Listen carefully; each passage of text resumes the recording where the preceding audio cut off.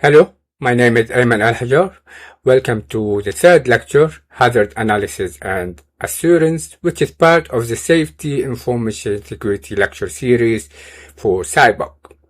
Today we move from the general idea of security-informed safety into the practical methods used to analyze hazards and justify assurance. In the previous lectures, we saw that security breaches can create safety hazards, and that assurance depends on more the traditional safety assumptions. In this lecture, we're going to look at the techniques used to identify hazards, reason about risk, and build an assurance case that explains why a system should be trusted. The key idea is simple. You need a structured way to answer three questions. What can go wrong? Why does it matter? And what evidence do we need to have that the risk has been reduced to an acceptable level? This lecture is mapping directly to Cyborg risk management and governance because, of course, hazard identification, risk management, and assurance are central parts of that area. It also partly connects to the cyber physical systems and human factors because many hazards arise in connected operational environments and because assumptions are about usually the users, operators, and procedures matters in assurance. We begin with the basic language of hazard risk and control. We start with the definition of hazards. We introduce major hazard analysis techniques. And after that, we move into assurance, looking at how claims, arguments, and evidence are used to justify confidence in a system. So let's start looking by understanding what hazard is. So what is a hazard? A hazard is any condition, event, or circumstance with the potential to cause harm. That harm may affect people, systems, property, or the environment. The important point here is that a hazard is a potential source of harm, and it's not the harm itself. A hazard may exist for some time before it produces an incident. That is why hazard analysis is proactive. We try to identify hazards before the harmful outcome occurs. A connected system provides usually a good illustration. So think about it like this. Here we have several simple examples from a connected system. For example, we have battery failure, wireless communication loss, incorrect display data, or device reprogrammed by an attacker. And they all look quite different, but they all belong in a hazard analysis because each has the potential to contribute to harm. Some are accidental failures, some are operational failures. One is a deliberate security compromise where a device is reprogrammed by a hacker. But the analysis has to accommodate all of them. To structure that reasoning, we distinguish between hazard, risk, and control. Having a look at the summaries of those core concepts, a hazard is the source of harm. Risk is the combination of likelihood and severity, and the control is the measure used to reduce that risk. And the distinction matters because hazard analysis is not just a list of bad things. It's a reasoning process. We identify hazards, we assess the risks they create, and then determine what are the controls that are needed to mitigate them. Let us look at a more concrete short example. In this connected system example, we have the hazard, which is a wireless interface lacking authentication. The risk is, of course, that an attacker can modify the system data and causes unsafe behavior. And the control is the introduction of authentication and integrity checks. And this is a pattern where you need to recognize technical weaknesses, unsafe consequences, and risk-reducing measures. This is the hazard, risk, and control flow. Identifying the risk, we have the lack of authentication. Identifying the hazard, and then the risk would be that what can the attacker do? Modify the system data, causing unsafe outcomes. And finally, what can we do to mitigate and reduce that risk? The authentication and integrity checks. And you will have that, you will use that same pattern in most of our examples and case studies. And then we move to safety and hazard analysis techniques. There is no single hazard analysis method that fits every system. Instead, engineers use a family of structured techniques. For example, preliminary hazard analysis is useful early in design, where the failure mode and effect analysis, FMEA, looks at failure mode and their effects. And fault tree analysis works backward from an undesired event to its possible causes. And finally, hazard and operability study looks for identifying deviations from intended operations using guide words. And each method offers a different lens. There isn't one that works better than the other. All they give a richer understanding of how harm can arise. But each is used in a specific setting and specific scenarios and specific environment. So let's have a look first at failure mode and effect analysis, FMEA. So FMEA is a systematic method for identifying failure modes, examining their effects, assessing risk, and identifying controls. And the value of FMEA is that it forces the analyst to go step by step. For example, we ask what can fail, what happens if it does, how serious the effect is, and what controls already exist. And then we look at what risk remains, the residual risk that remains. So identify failure modes, analyze effects, assess risk, identify controls, reassess residual risk. Because sometimes if the residual risk is still too high, we need to keep on identifying more controls to mitigate those risks. Let's have a look at this example of how FMEA can work. So we have this example of FMEA in the context of a medical sensor network. In this scenario, in this example, wireless transmission is disrupted. The immediate effect is that, for example, the heart rate data does not reach the dashboard. The hazard is that patient deterioration may be missed, and the control is a missing data alarm and a backup communication path. Even then, some residual risk remains. That last point is important. As we said, controls usually reduce risk, but they do not eliminate it completely. FMEA helps make that explicit. And this is usually quite useful in FMEA because it highlights and it explains clearly what are the risks that remains in the system.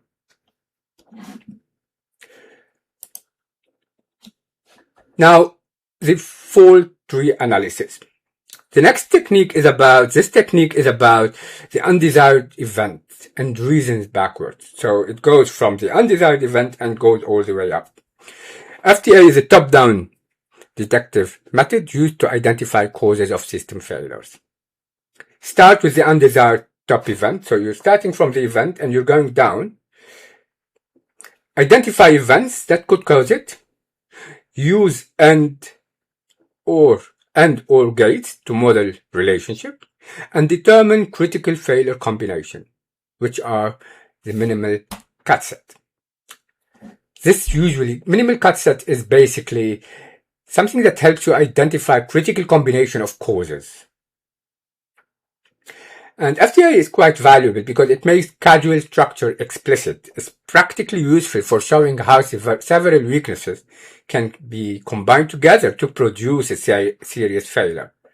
And in a lot of attacks, usually you don't need one particular attack. You need several attacks to work together to cause that particular hazard. If you go back to the medical IoT example, patient receive wrong insulin dose, for example. Possible cause could include corrupted pump comments, incorrect dose calculation, or faulty reservoir measurement. So there's several different reasons, and you can see them here.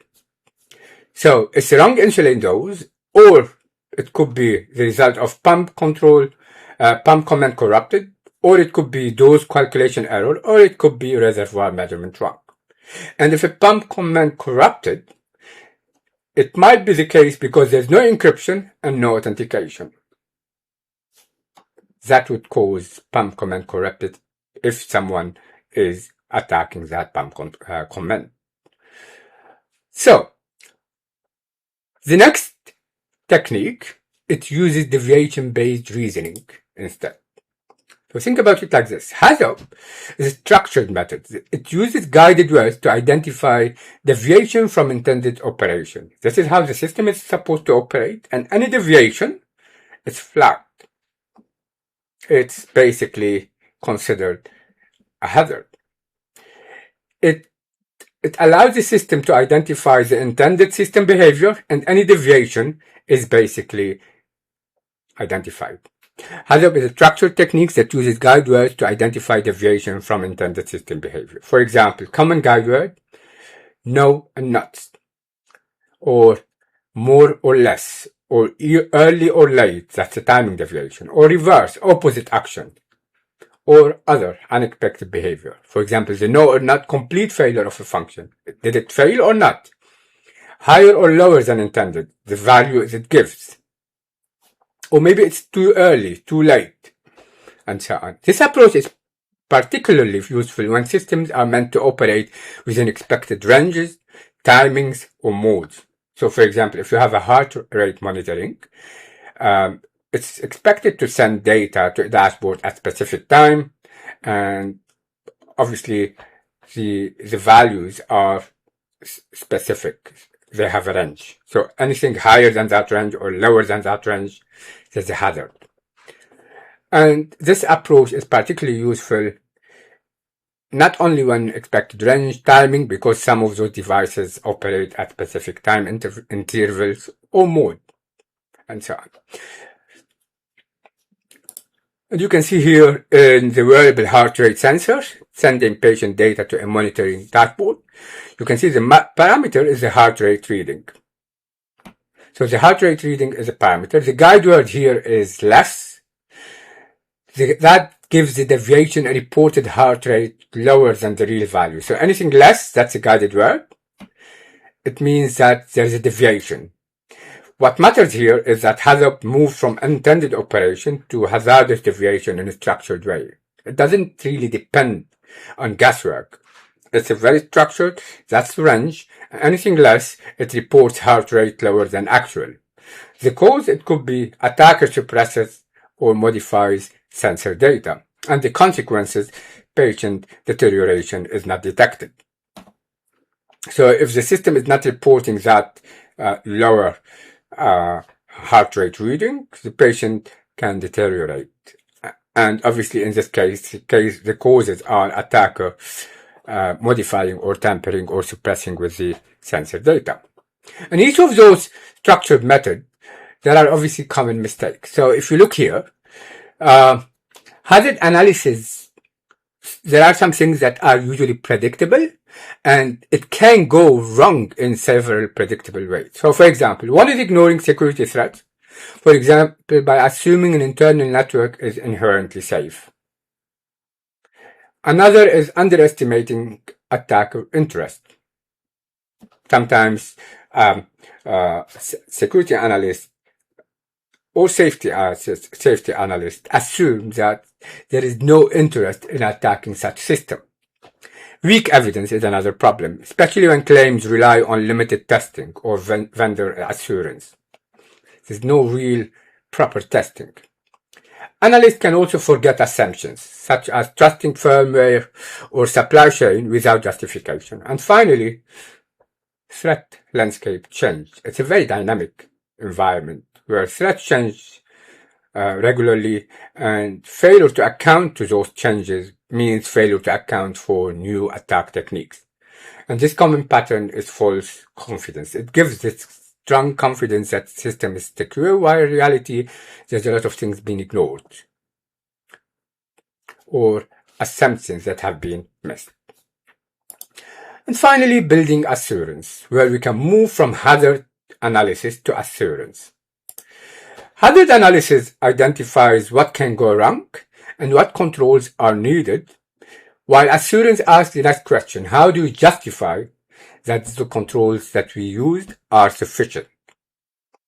That is the role of an assurance case. It provides claims, arguments, and evidence, showing that identified risks have been adequately addressed. So hazard analysis and assurance are linked. Hazard analysis generates the problem and controls. Assurance explains why we should now trust the resulting system. Let us define this more clearly. So an assurance case document why identified risks have been adequately addressed. It's built from the three components: claim, which is what we want to demonstrate; argument, explain why the claim should be believed; and evidence, provide the supporting information. In the example of that's shown here, the medical IoT example, the claim is that the system will not deliver an incorrect insulin dose due to an attack. The argument is that wireless communication are authenticated and protected, and the evidence comes from penetration testing and security audit reports. That's the evidence to support the argument, to support the claim. The key point is that assurance is not just collecting evidence. Evidence only matters if it's tied to a clear claim through a convincing argument.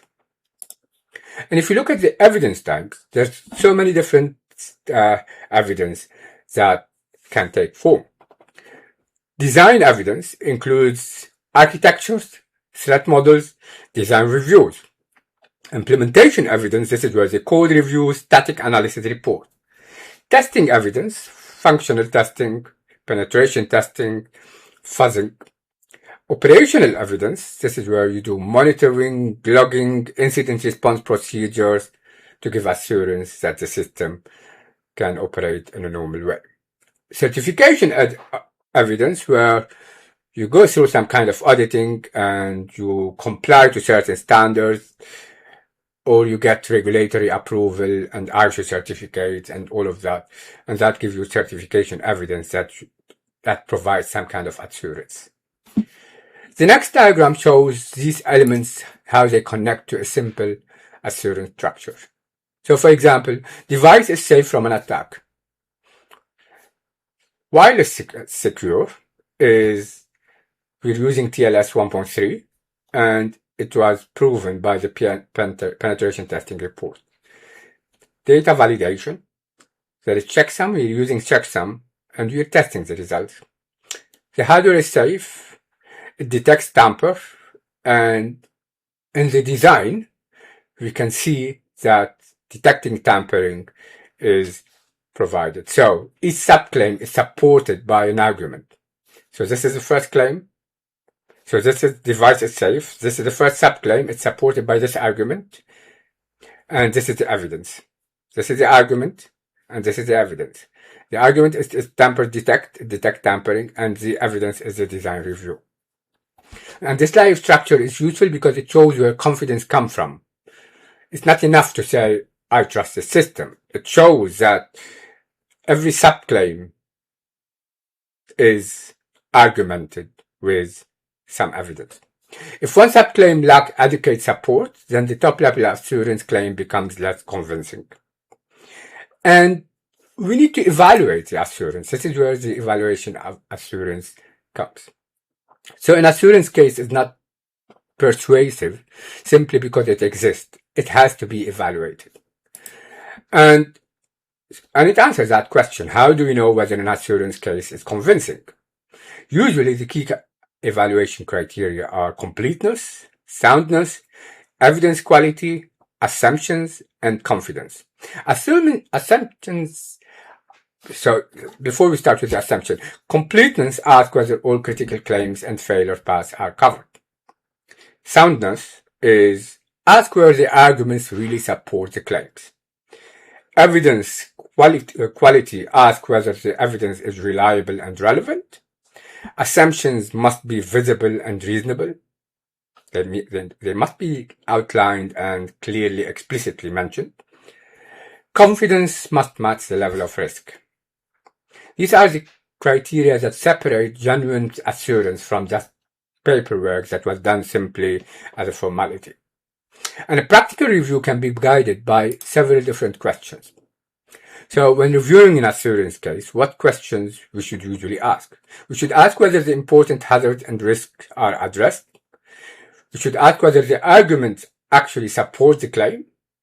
whether the evidence are trustworthy, whether assumptions are clearly stated, and whether the case would still stand if circumstances changed. That final point matters because in security-informed systems, as we said before, threats evolve, system change, controls age, and for that reason, assurance case is not something that should be treated as static. It's something that needs to be a continuous process to provide continuous assurance for the system. This is why assurance cases also have their own recurring pitfalls. So, common pitfalls in assurance cases. Many of the problems in assurance mirror the problem in hazard analysis, which is basically like you're doing the same activity again, while in reality, assurance is just proving that it's exactly what it says. Security threats also sometimes are ignored. So attacks likelihood may be underestimated, evidence may be weak or stale, and assumptions may remain undocumented, and new threats may invalidate early reasoning. The main lesson is that assurance in this case is only as strong as the weakest unsupported assumption. And finally, to summarize what we discussed today, hazards can arise from both accidental failure and security threats. FMEA helps identify failures, mode, and effects. Fault reassurance traces the causes of undesired events. Hazard uses guide words to explore deviation from intended behaviors. And assurance cases then uses claims, arguments, and evidence to justify why risks have been adequately addressed. The broader lesson is that identifying hazards is not enough. We must also justify with evidence why the chosen controls deserve confidence.